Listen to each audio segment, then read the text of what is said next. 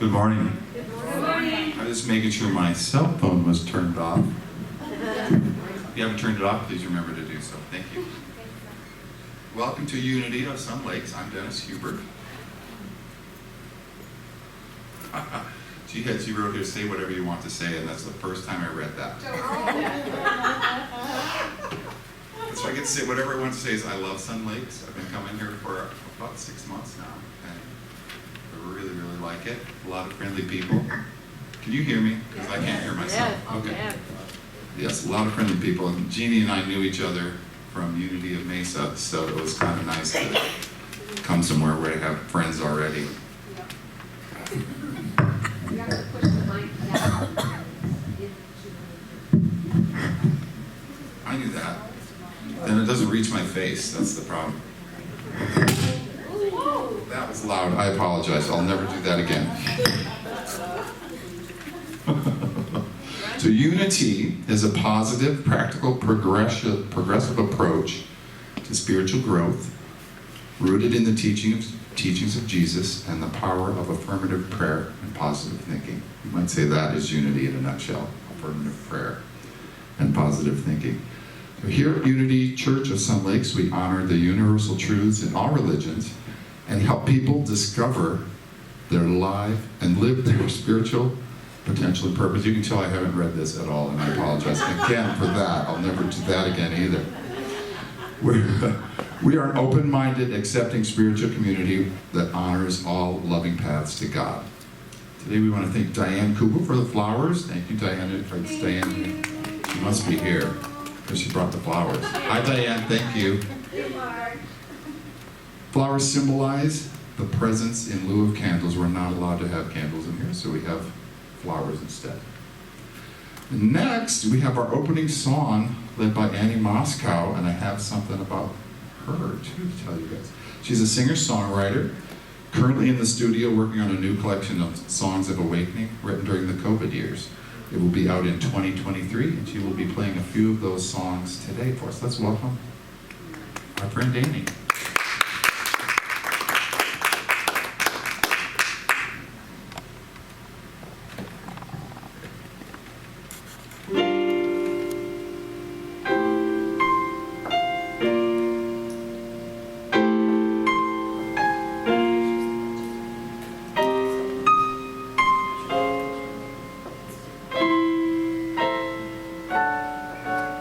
The silver stars are shining, my friend. Cast all your troubles out, the day is at an end. A lover's voice is calling you free. Whisper a melody and trip the moonlight fantasy with me. In the land of dreams, everybody wears a smile. Nothing really bad is ever as it seems, like a movie. In the land of dreams, flying like a bird we travel through the netherworld of magic and moonbeams. A better day is dawning, my friend. Sew up your broken heart and let the healing in. We'll journey to the new world tonight. Open your eyes and see that promises of happiness can be. In the land of dreams.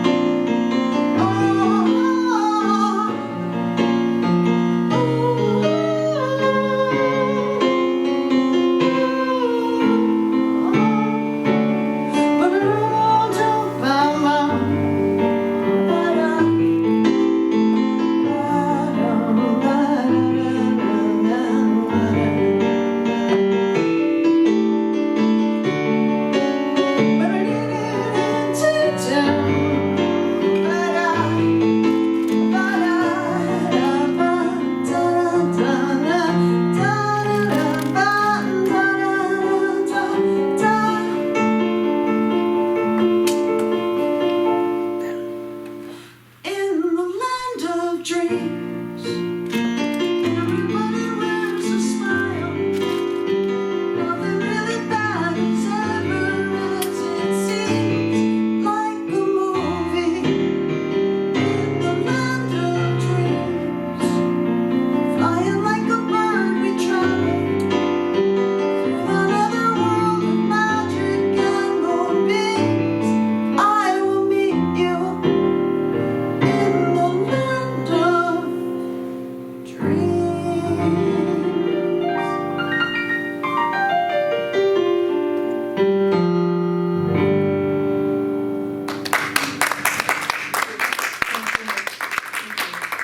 That was beautiful. Thank you very much. All right, do we have any newcomers today? Okay, guess not. But we'll love and we'll bless everyone here. Annie's new. Are you new, Annie? It's your first time? Ooh, well, let's love and bless Annie, shall we? So this is our newcomer blessing. I guess we'll call it that. After me. We love you, we bless you, and we welcome you. Short and sweet. Well, let's take a minute, just 1 minute though, it's being timed, to say hello to your neighbors. Of course, I'm kidding. You can spend a minute and 10 seconds. Oh, neighbor. How are you? Okay, hi Julia. Hey, honey. Hey. Are you okay? Yeah. You don't know what's I haven't It's getting cold, so I'm gonna have to come up with a new I always outfit. feel like you have a good time to your name? I'm Bruce. I'm Bruce. And you're Dennis. I'm Dennis. Hubert. I mean, it's cold, but. Oh, something like that. Hi there, Tom. Apparently it's not going to be Maybe I easy. need to get a wetsuit for the winter. you know what? Plans to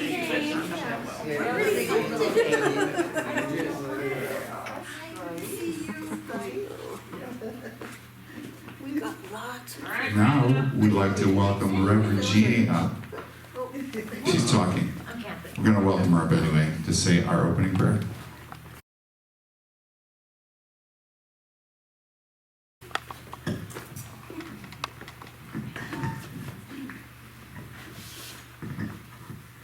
Let's take a few deep breaths. Closing our eyes if you choose. Taking that journey from our head down into our heart center.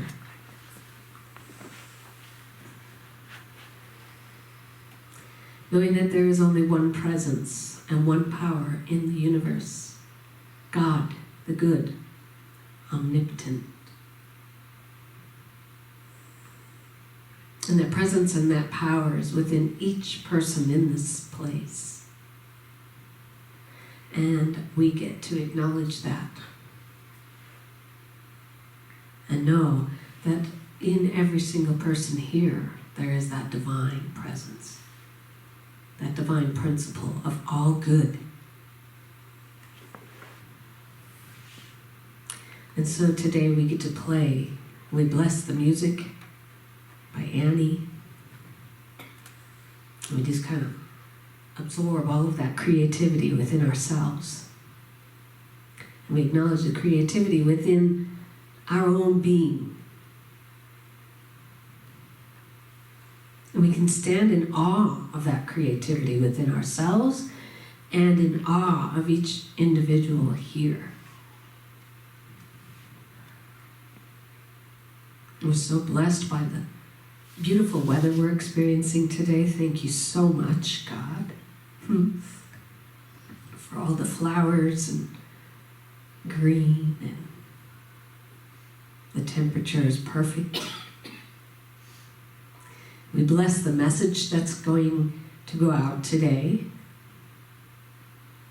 on commitment, knowing that each person will leave today with some sort of an inspiration to move forward in life.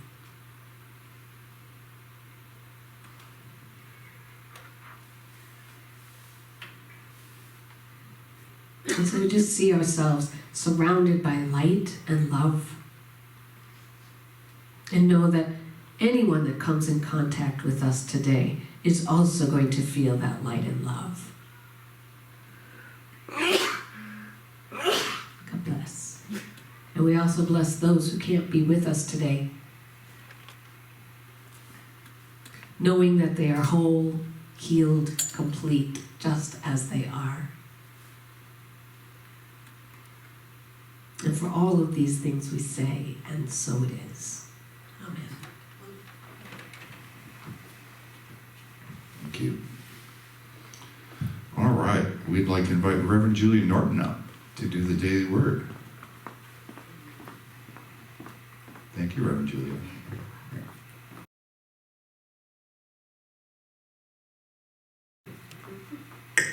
Goodness, it wasn't the meditation because I wasn't ready. Today is Sunday, October 30th, and happy Halloween tomorrow. Protection is our word. God is here. I am safe.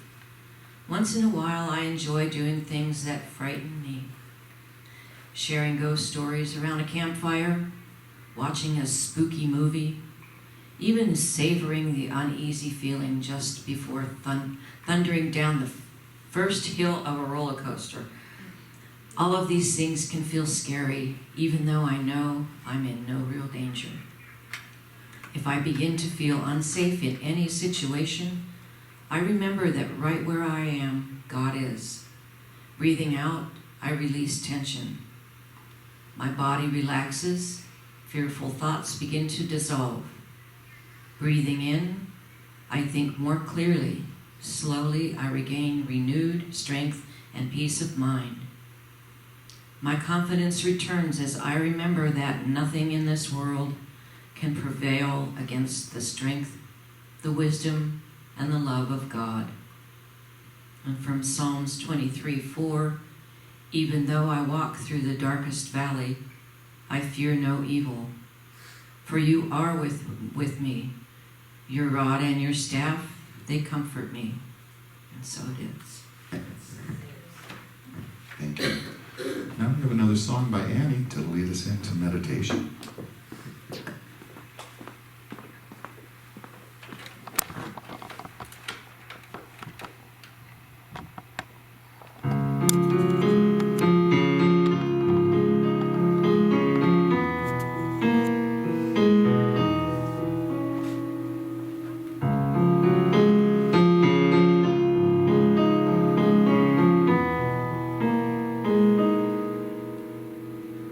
No one tells a nightingale how to sing.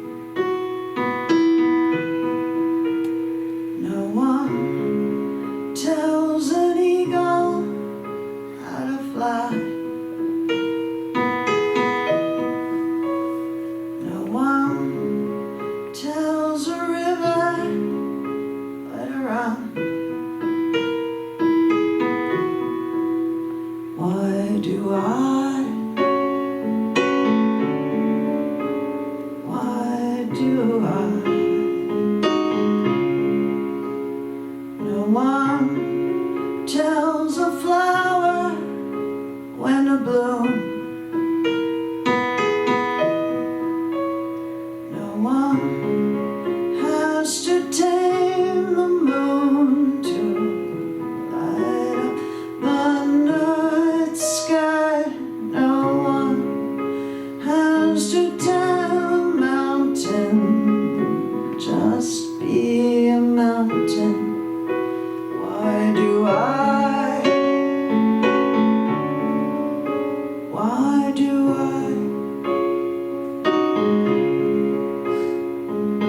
Free will is a bell that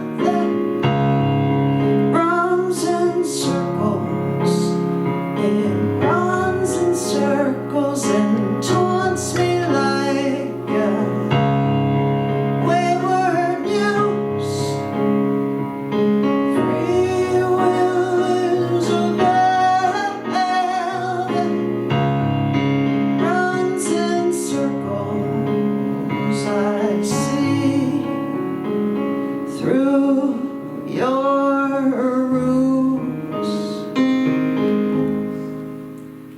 No one ever told my summer dreams that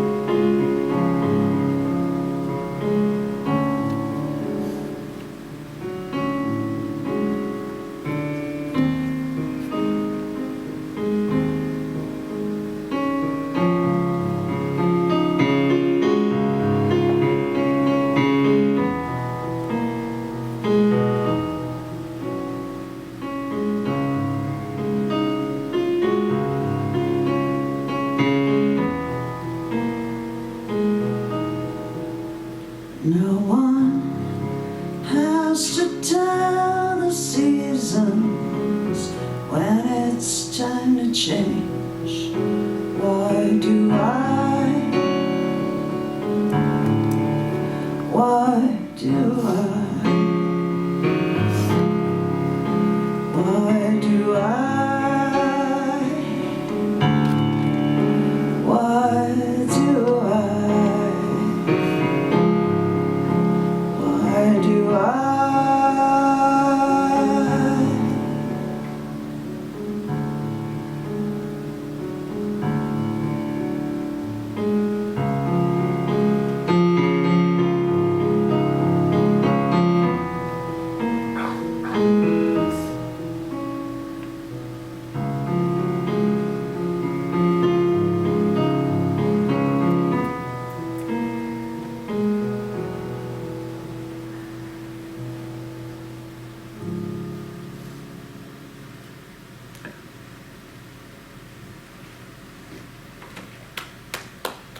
Let's prepare for meditation.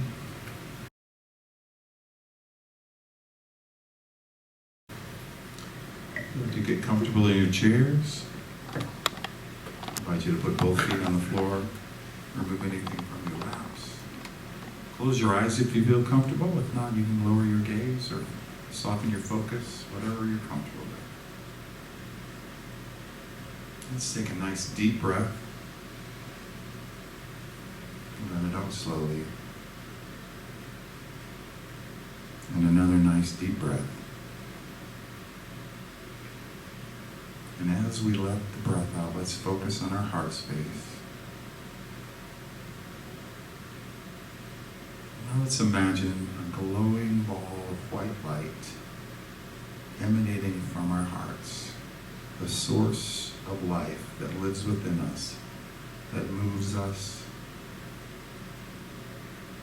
that gives us power, gives us knowledge. Let's imagine that white light filling our entire body.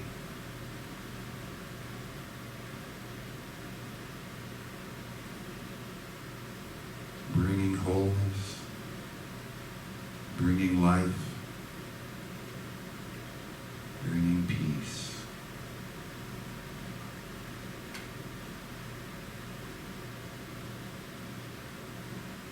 The white light makes us whole, reminds us of our wholeness.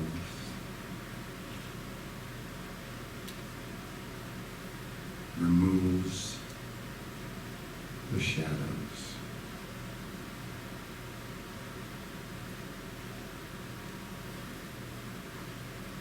That very source of life moves in us, empowers us, enriches us.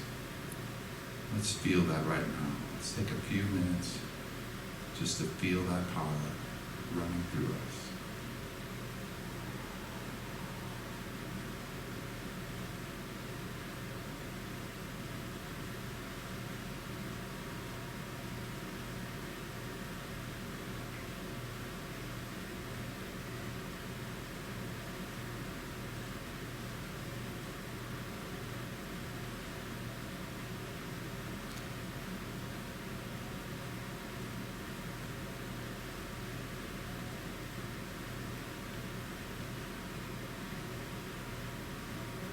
God the good is that source of life. God the good is that light within us. We are one. We're one with each other. We're one with the light. As we go into our day, as we go into our week, let's just remember the light that's in our hearts. It's always there, always shining. And so it is. Now we're going to do the Lord's Prayer. Am I doing the Lord's Prayer? Okay, I'm doing the Lord's Prayer. Say it with me. Heavenly Source, Thou who art everywhere, hallowed be Thy name, or Thy vibration. Thy kingdom come, Thy will be done, here, now, and forevermore. Fill us with the power of Thy mercy, and free us from the fetters with which we bind each other. Lead us out of temptation, Free us from ourselves and give us the strength to be at one with Thee. Teach us the true power of forgiveness. May this holy moment be the ground from which our future actions grow. Amen. And now let's welcome Reverend Jeanne for her lesson today.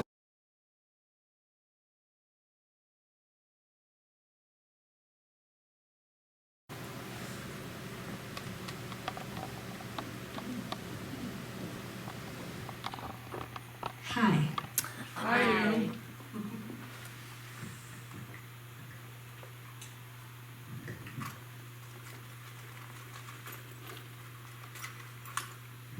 So this is our last Sunday of the month of October. So this is our last Sunday talking about commitment. Once I have made a commitment to a way of life, I put the greatest strength in the world behind me. It's something called heart power. Once I have made this commitment, nothing will stop me short of success. The moment I definitely commit myself, then providence moves too. These are 3 compelling quotes about the power of the committed life. And since we began our month on this topic, it felt fitting to end the month with these quotes as well. I think they're pretty powerful affirmations. They feel like the truth when I say them. Here's another compelling statement which was written by Charles Fillmore in the book Keep a True Lent. He said, by keeping my mind steadily on the pure, sweet, redeeming life of Christ, and refusing to allow any thought to come in that stops the consciousness of the universal life flow, I increase my power to appropriate more life. And every cell in my body thrills with the new life of spirit.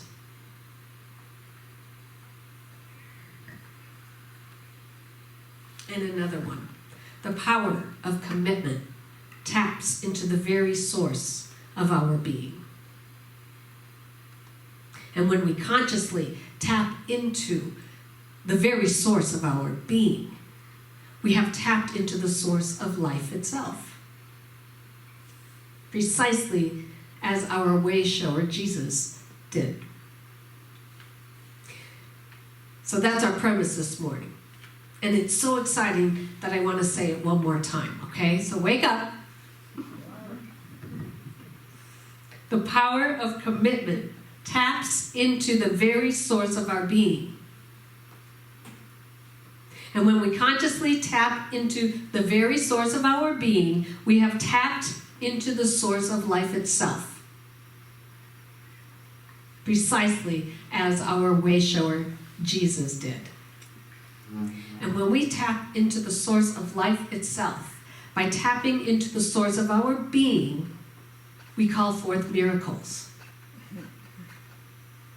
Now I'm aware that we spent all last month looking at the conditions of a miracle, as taught by Jesus in his miracle of the loaves and fish. So we're not going to cover that territory again, but it was rich territory, I must admit. And I encourage you, if you didn't listen to those talks on miracles last month, to go and listen to them. Because repetition is also a powerful tool for learning. And we talk a bit about miracles today and how they fit into committing to being who we came here to be and doing what we came here to do. So what really is a miracle? Let's make sure that we're on the same page. A father of New Thought, Ralph Waldo Trine, in tune, he wrote in the book, In Tune with the Infinite, answered that question in this way.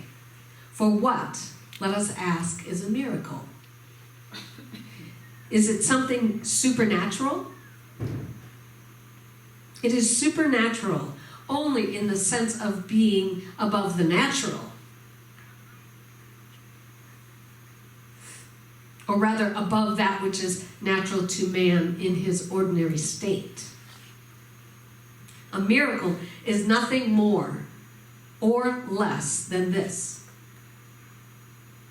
Anyone who has come into a knowledge of his true identity, of his oneness with the all-pervading wisdom and power, thus makes it possible for laws higher than the ordinary mind knows of to be revealed to him.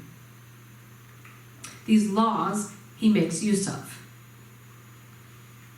The people see the results, and by virtue of their own limitations, call them miracles and speak of the person who performs these apparent supernatural works as supernatural beings.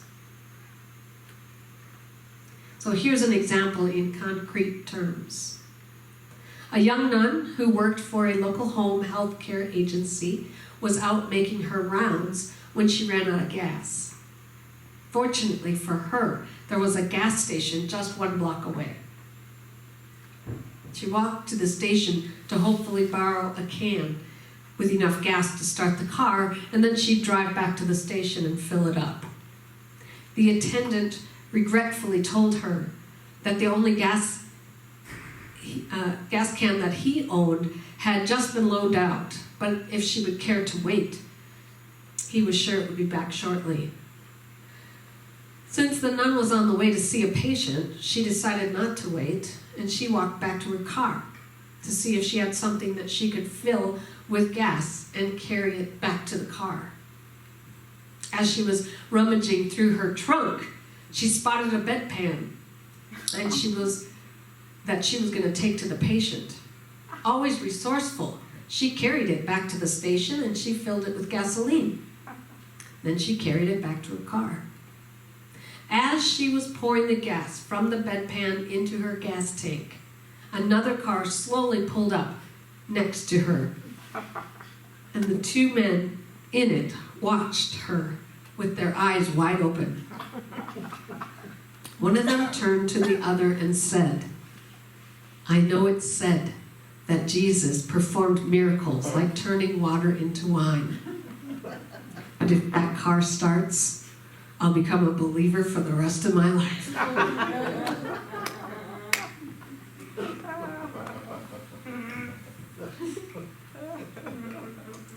New Thought author Ernest Holmes wrote, "Because we fail to realize that principle is not bound by precedent, we limit our faith to that which has already been accomplished, and few miracles result.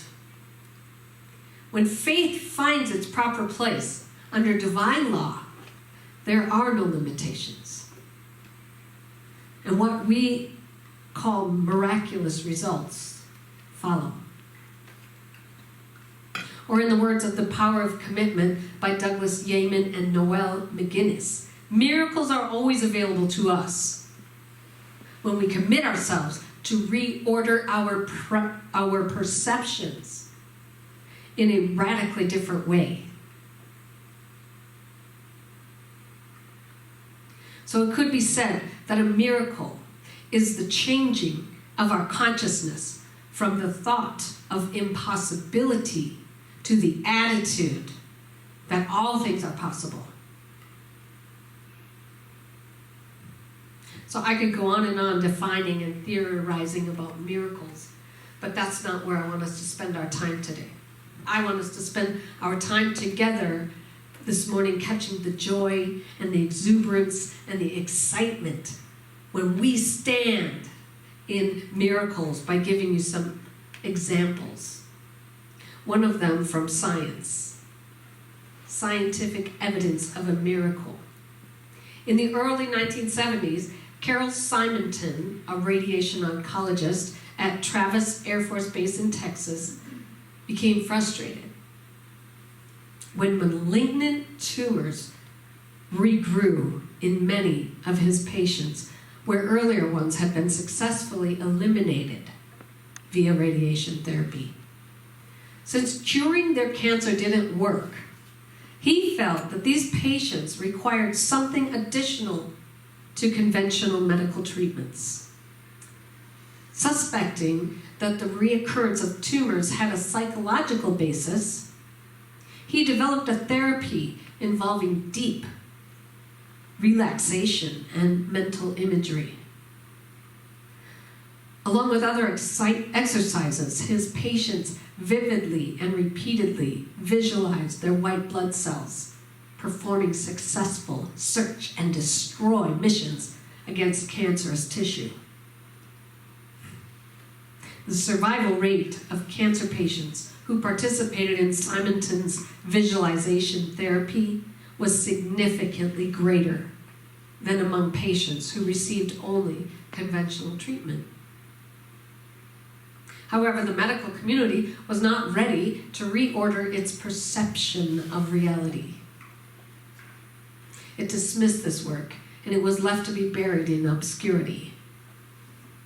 But less than a decade later, another doctor decided to build on what he considered to be the most effective piece of Simonton's work: the assumption that individuals have self-controlling authority and influence over the well-being of their own minds and bodies.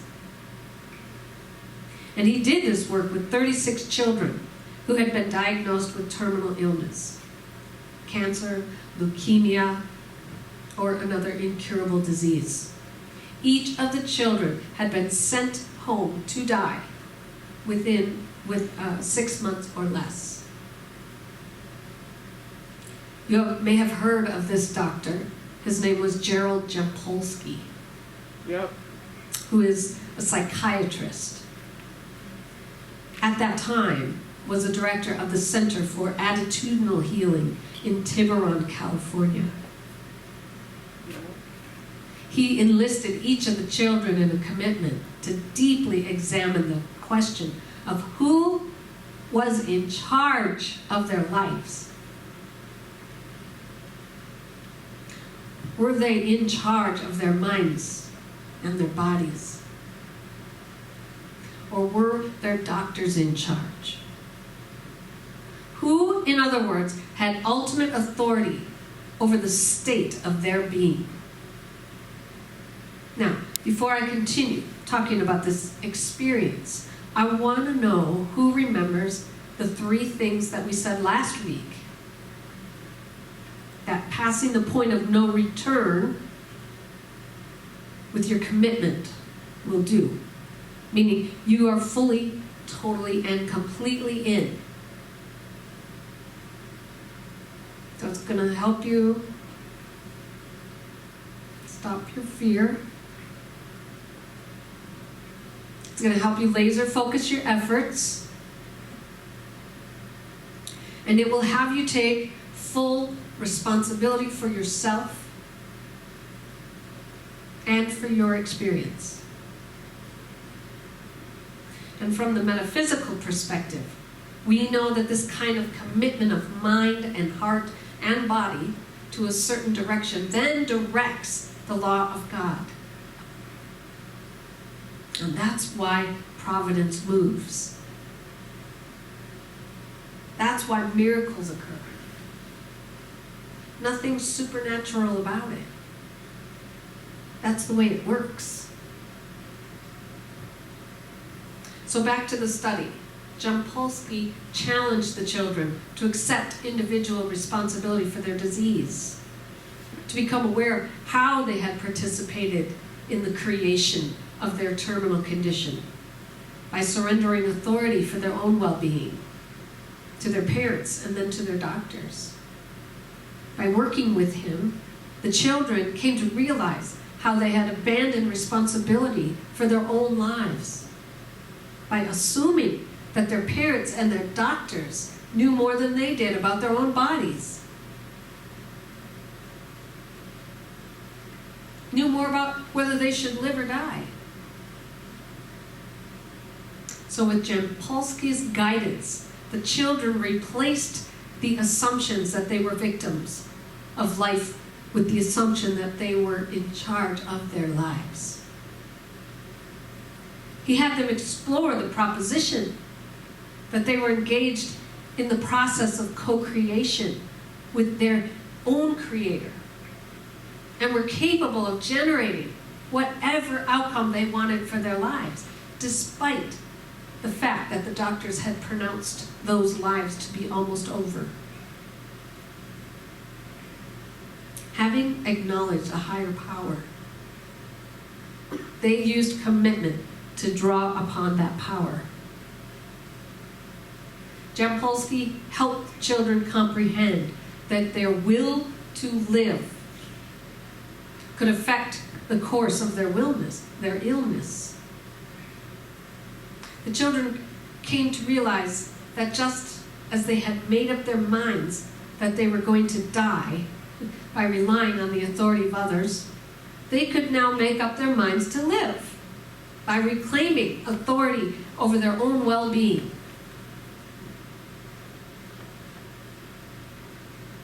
This change of mind took place as the children immersed themselves in visualization therapy, similar to Simonton's, and in writing, drawing, and other creative, self-expressive activity that was meaningful. It was fulfilling to the children, and it was an inspiring act for them, and it was supportive of their well-being. All the while, the children maintained their rigorous adherence to whatever conventional treatments and procedures their prospective doctors had prescribed for them, while asserting that the children could change their minds about dying. Jampolsky de-emphasized the issue of how long they had to live. Rather, he had them focus. There's that laser focus on maximizing the quality of the life that they were living at the moment. They committed themselves to being fully present and self-expressive as long as they did live, which is another way of saying being who they came here to be and doing what they came here to do, rather than to being concerned about death during whatever life remained to them. Jampolsky's overall emphasis was on life, not on life extension. The lives of those 36 terminally ill children became so enhanced that they forgot about dying, and every single one of them lived. The miracle of this study isn't so much that the children lived, although that was pretty darn powerful, I'll admit. The true miracle was the cause of this result. The children reclaimed responsibility for their own lives. They became laser focused on living. In the book, The Power of Commitment, they wrote, "Commitment is a life-generating principle. Its power comes into play whenever we take charge of the outcome of our lives, of our thoughts and actions. It is the course of miracles."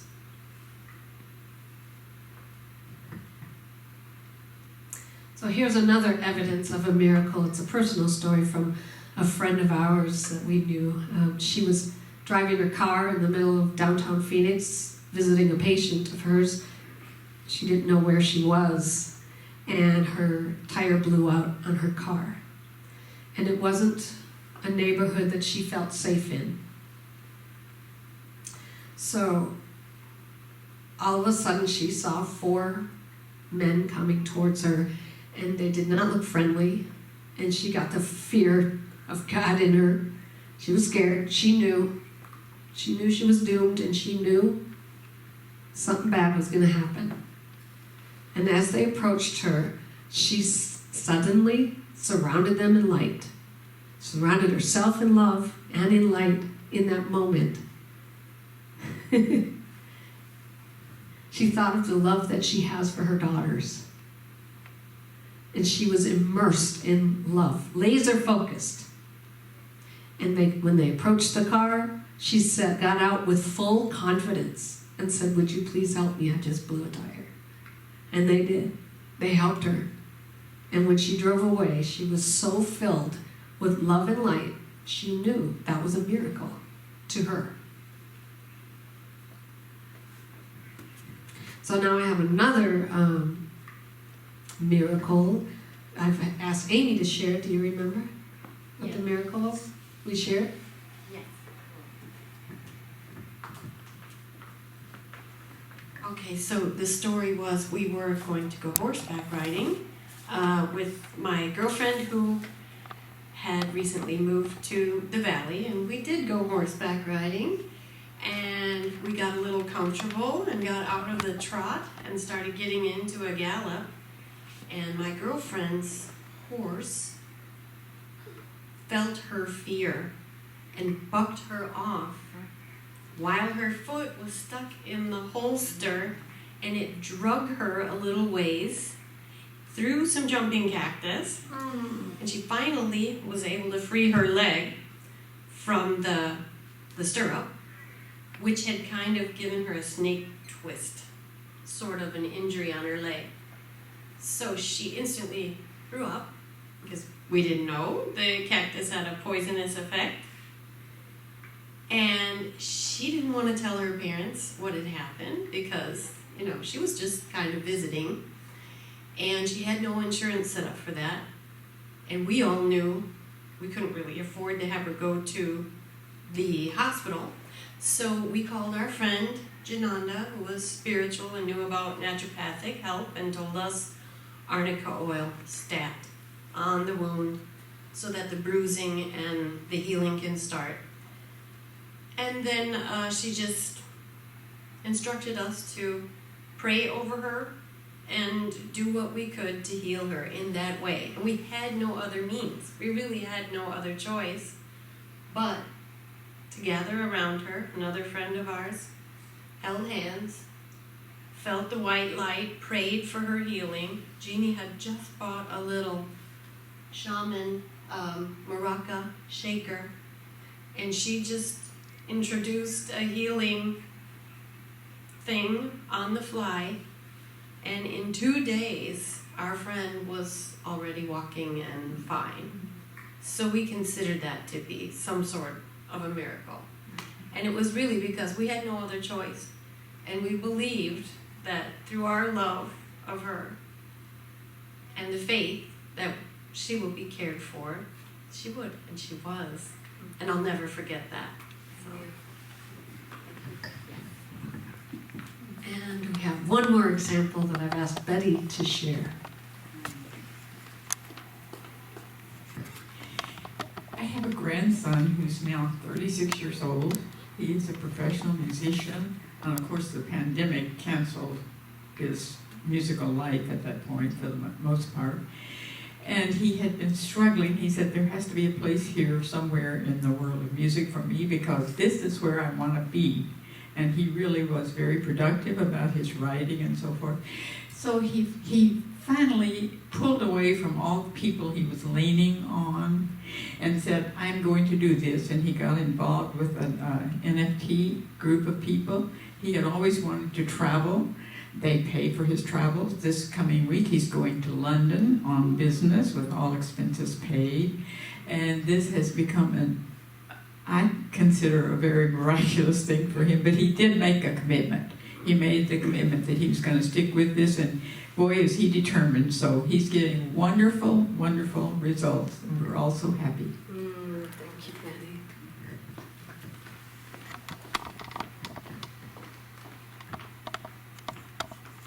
Power of commitment. So I want to end this morning with a series of questions for you. How would your life be different if you were as passionately committed to self-fulfillment in your job as were those children, to being fully alive while life remained?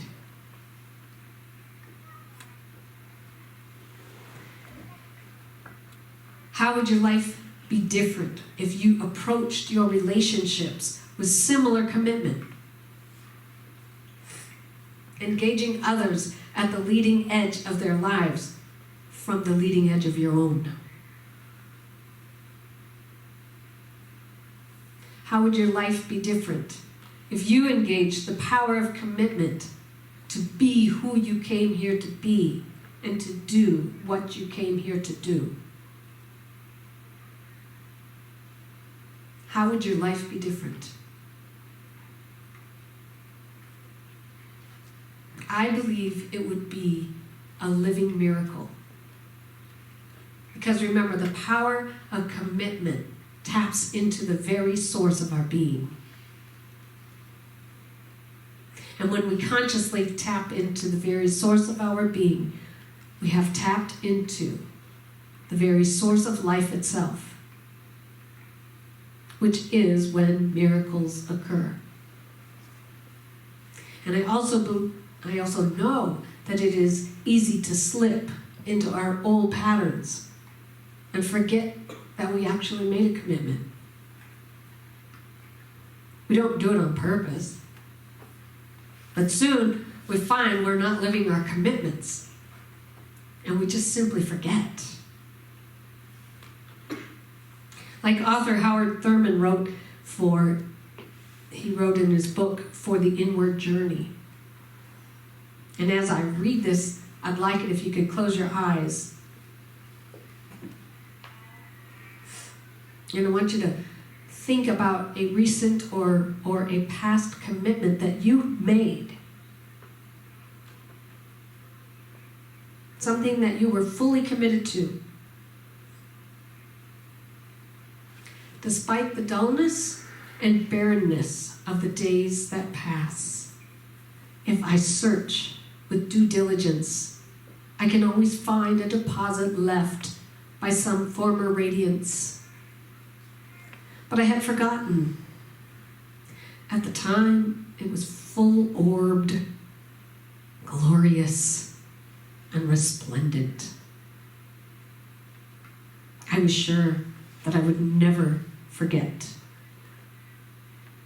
In the moment of its fullness, I was sure that it would illumine my path for all the rest of my journey.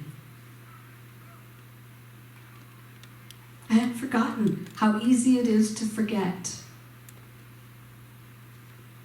There was no intent to betray what seemed so sure at the time. My response was whole, clean, authentic. But little by little, there crept into my life the dust and grit of the journey. Details, lower level demands, all kinds of cross currents, nothing momentous, nothing overwhelming, nothing flagrant, just wear and tear. If there had been some direct challenge, a clear-cut issue, I would have fought it to the end and beyond. So in the quietness of this place, surrounded by the all-pervading presence of God, my heart whispers, keep fresh before me the moments of my high resolve. That in fair weather or foul, in good times or in tempest, in the days when the darkness and the foe are nameless or familiar, I may not forget that to which my life is committed. Keep fresh before me the moments of my high resolve.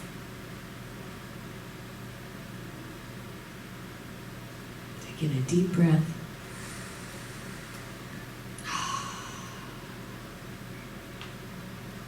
And let's say our affirmation together. I am committed to being who I came here to be and doing what I came here to do. I am committed to living the life I have imagined. Today I stand committed and I'm not turning back. Not now, not ever. And Annie will do another song.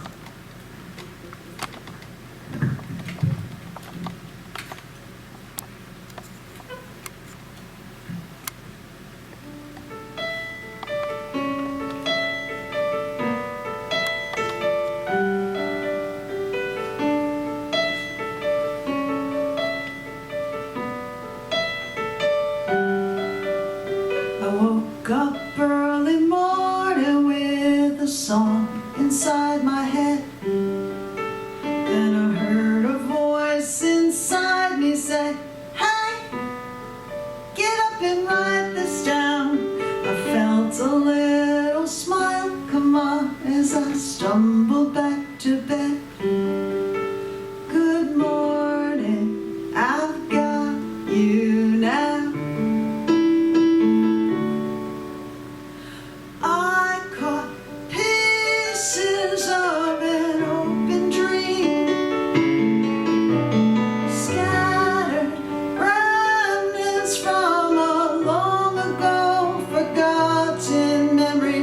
Left these pieces in an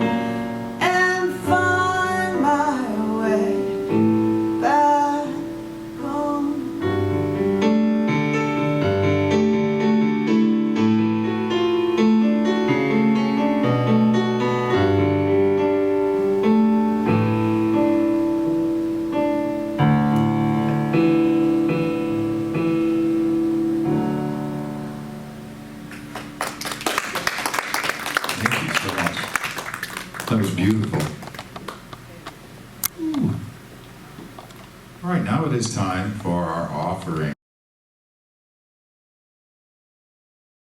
So we all know why we give. Churches are supported by giving, and giving blesses us. When we give, we get back.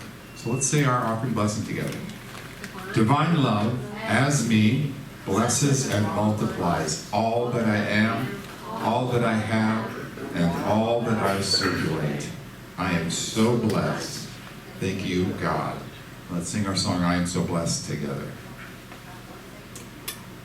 1 second. 2, 3, 4, 5.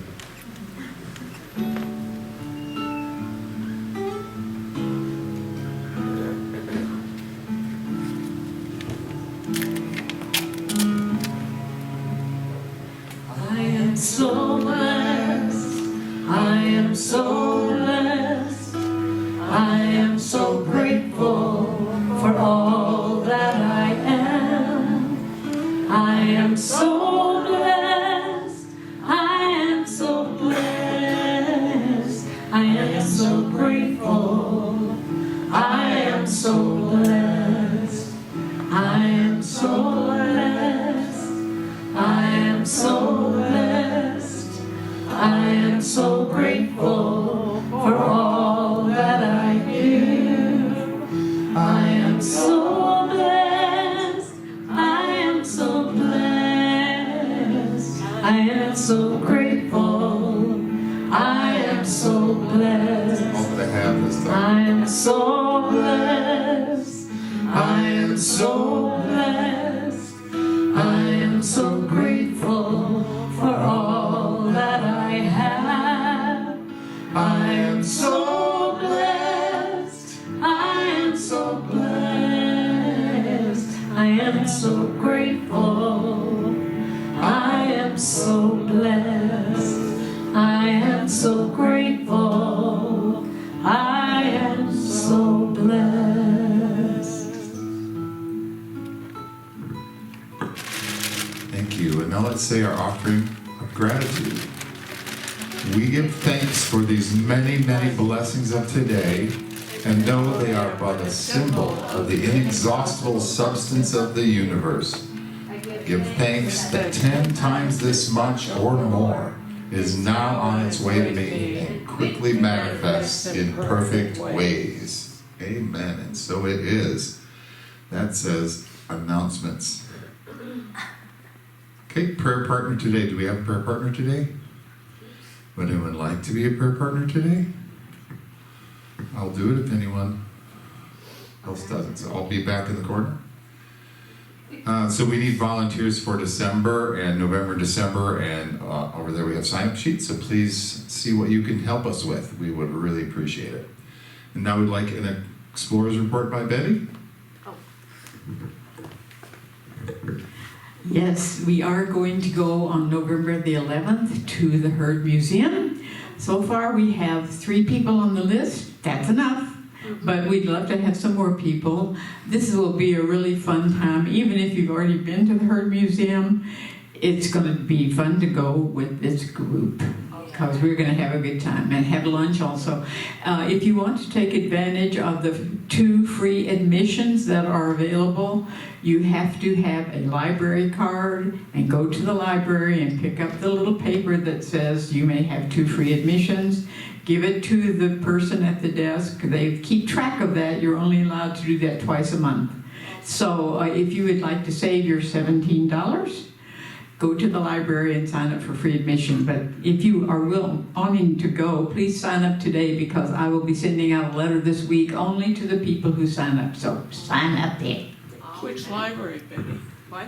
Which The library? library right down here on Riggs, Okay.